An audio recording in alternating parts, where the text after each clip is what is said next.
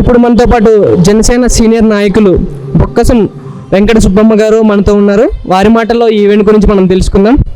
Madam చెప్పండి madam, event ఇంత ఘనంగా జరగబోతుంది కదా, మీ అభిప్రాయం ఏంటి?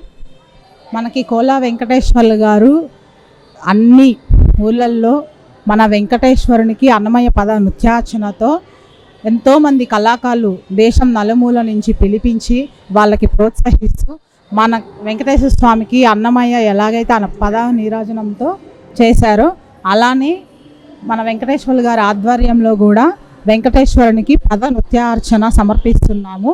దీనికి ఎంతోమంది హాజరయ్యి ఈ కార్యక్రమాన్ని విజయవంతం చేస్తున్నారు. అదేవిధంగా ఈ ఈవెంట్ ఆర్గనైజేటర్ కోల వెంకటేశ్వరరావు గారి గురించి మీ మాటల్లో తెలుసుకుందాం. ఆయన ఎంతో ఉదాత్త స్వభావులు గారు.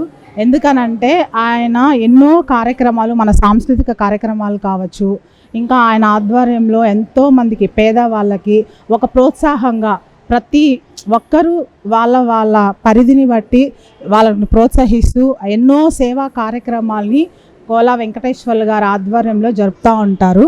ఆయనకి, ఆయన కుటుంబ సభ్యులకి ఆ వెంకటేశ్వర స్వామి ఆశీస్సులు ఎప్పుడూ ఉండాలని నేను మనస్ఫూర్తిగా దైవ ప్రార్థన చేస్తున్నాను. అదేవిధంగా మీలాంటి పెద్దలందరూ వచ్చి ఈ చిన్నపిల్లలకు వాళ్ళకి బ్లెస్సింగ్స్ ఇస్తుంటే చాలా అంటే చాలా గర్వంగా ఉంది మాకైతే. మీరు ఈ పిల్లల గురించి ఏమైనా చెప్పదలుచుకున్నారు? చిన్న పిల్లలు, వాళ్ళు బుడి అడకలు, వాళ్ళకి సరిగ్గా మాటలు కూడా రావు. అయినా కానీ వాళ్ళు ఎంతో ఉత్సాహంతో మేము చేస్తాం అని ముందుకు వస్తుంటే మాకు చాలా ఆనందంగా ఉంది.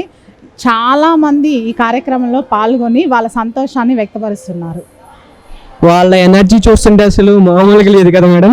వాళ్ళు ఎందుకంటే స్కూల్స్ అలా చదువుతున్నారు, 5th 4th అలా క్లాసులో ఉండరు. వాళ్ళు ఇంట్రెస్ట్ పెట్టి ఇంత బాగా నేర్చుకొని స్టేజ్ పర్ఫార్మెన్స్ ఎంత బాగా చేస్తున్నారంటే అసలు నమ్మశక్యం కాదు.